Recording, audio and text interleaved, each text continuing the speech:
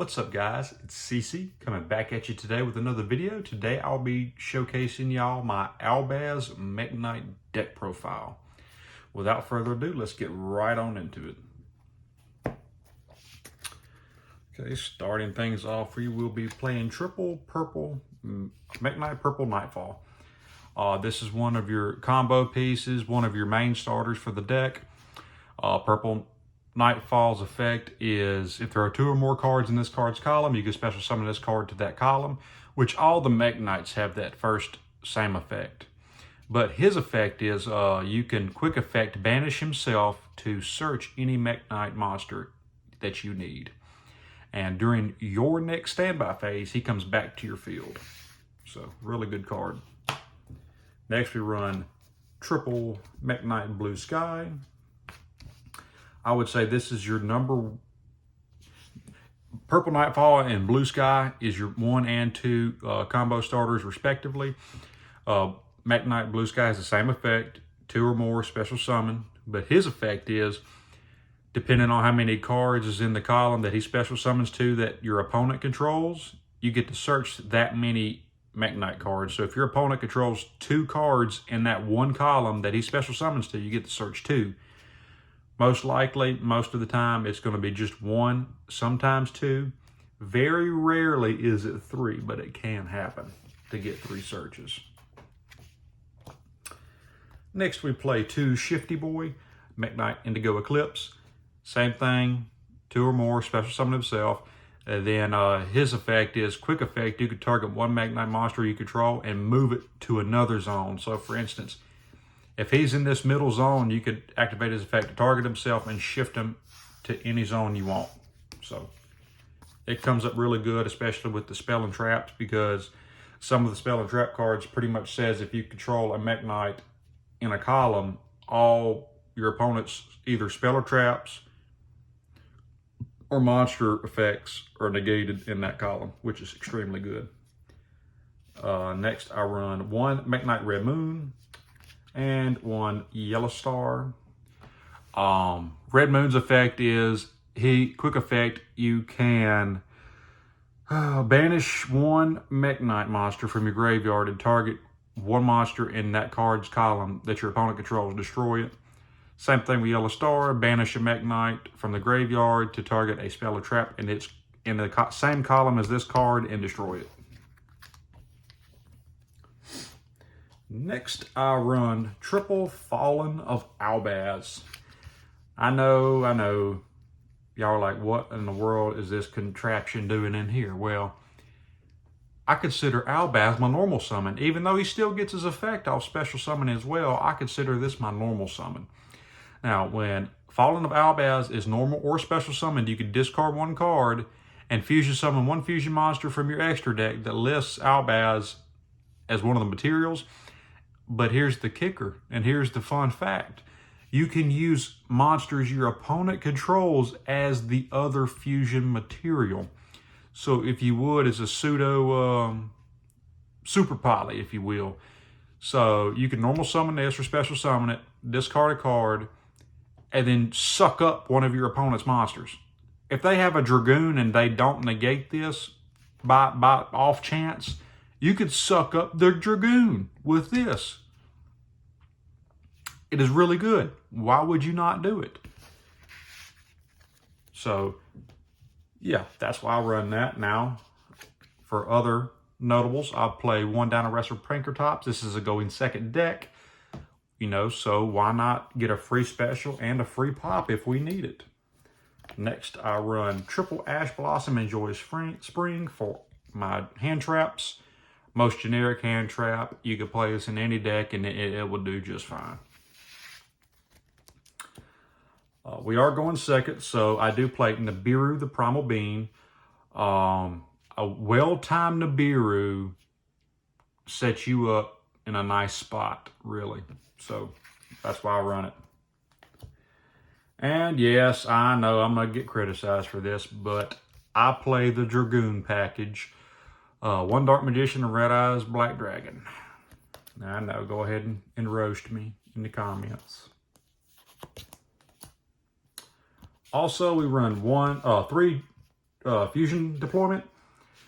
Pretty much what this card does, if you do not see Fallen of Albaz, you can reveal one of the Albaz fusion effect monsters from your extra deck, and you can special summon Albaz directly from the deck. But the only bad thing about this card is it locks you into fusion monsters for the rest of the turn, and also you can only fusion summon monsters from the extra deck. You can only summon fusion monsters from the extra deck the turn you activate this. So that's the only downside of it. I have considered cutting this down to 2 to run another Dark Ruler No More, because I only run 2 Dark Rulers No Mores. So I've thought about cutting this down to 2 and putting in another Dark Ruler No More. So keep that in mind. But still, that's a pretty good card to see your Albaz. Next, I play the Fusion spell, branded in white.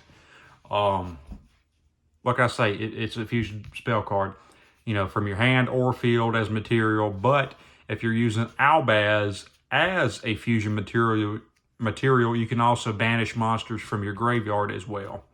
Then if this card was to be discarded off Albaz's effect, like you activate Albaz to discard a card to fusion summon, this gets set back to your field at the end of the turn. So that's pretty good. Next, I run 2 Dark Ruler No More. We like breaking boards that has several negates, so that's why we run this. Like I said, I would probably take out 1 fusion deployment and put in another Dark Ruler No More. But, you know, like I said, for back row removal, because we do not like back row, I run 2 Twin Twisters and 1 Harpy's Feather Duster. Of course, starting off your Mekk-Knight plays, you don't want to really pop your opponent's back row. You do, but you don't, because you want the cards in the columns. So you need to do all your Mekk-Knight shenanigans, then pop their back row. Oh, and by the way, this goes with the Negator Baiters. Negator Baiter number 1, Negator Baiter number 2, if you will. And Regeki, you know, just a free board white. Why not? And for the last of the one-ofs, we play, for the spells, we play 1 Called by the Grave and 1 Red Eyes Fusion for the Dragoon package. For the Red Eyes Fusion, anyway. 1 World Legacy Secret. I'm probably going to play this at 2 after this deck profile. The reason why I only chose to do 1 is because it's searchable off of the Link to Mekk-Knight. So that's why. Morningstar. Next we run 2 Solemn Strike. It's negate a special summon. Or if they pendulum summon, negate the pendulum summon. You know what I'm saying? This is Solemn Strike. What more to say? For the last of the traps and last of the hand traps, I play 3 Infinite Impermanence. We like to slow down our opponent. That's all I can say. That's why we play hand traps and stuff. Next, for the extra deck, we run 2 Titanic Lad, the Ash Dragon. This card gains 100 attack for each original level of the monsters used for this card's fusion summon. So Albaz is 4.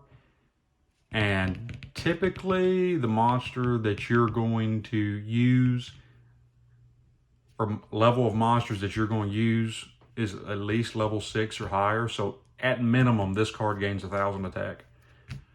So you're looking at least a 3,500 attack monster. And if they just so happen to have a level 10 monster, that's 1,400 attack boost. So that's really good.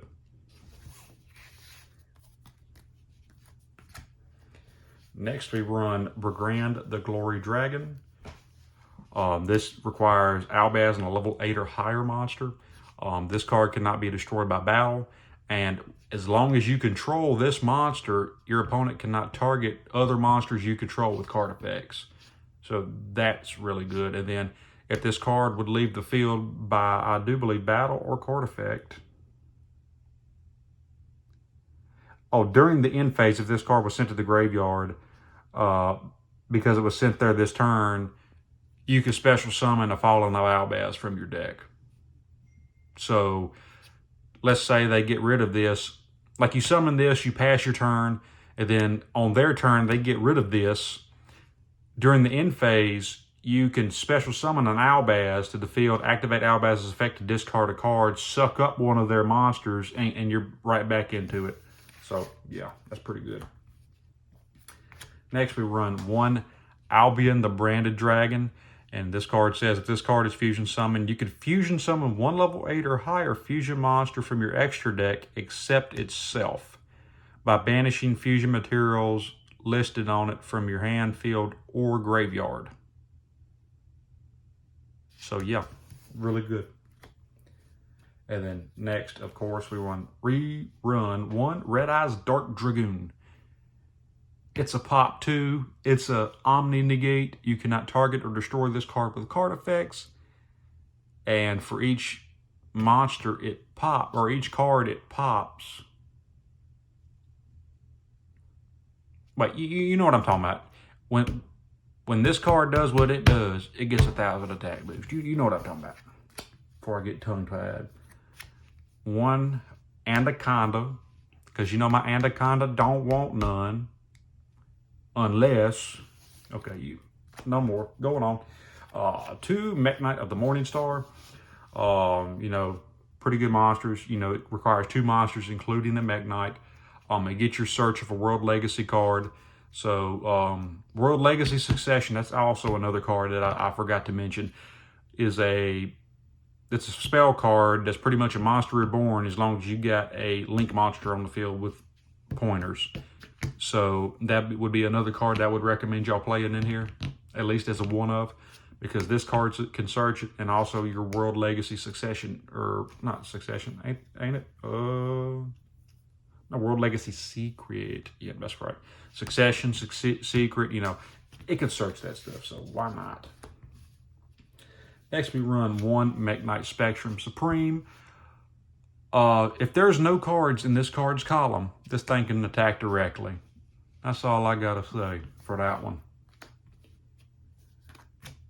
And here's Mr. Honest himself, Mekk-Knight Crusadia Avermax. If this card battles a special summoned monster, it gains that monster's attack.